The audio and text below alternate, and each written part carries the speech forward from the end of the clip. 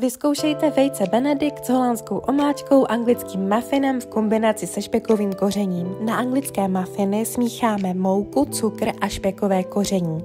Vejce, vlažné mléko s máslem, ve kterém jsme rozmíchali sušené droždí. Vypracujeme do hladkého těsta. Necháme nakynout. Po nakynutí těsto vyválíme na pomoučeném vále. Přibližně na 1 cm silné těsto. Z těsta vykrojíme kolečka o velikosti přibližně 5 cm. Pokládáme je na plech, který jsme posypali polentou.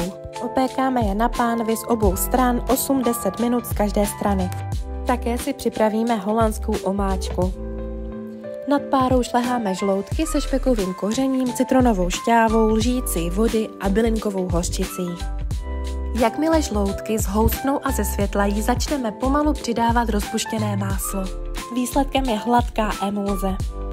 Na pošírované vejce do vroucí vody se solí a octem vytvoříme jemný vír. Opatrně vložte vejce do středu víru a vařte 3 minuty. Vytáhněte vejce z vody pomocí děrované nabíračky. Závěrem už jen kompletace. Na opečený muffin položíme opečenou šunku, pošírované vejce a přelijeme omáčkou.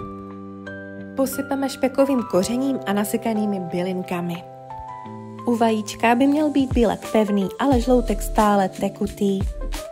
Nezbývá, než vám popřát dobrou chuť.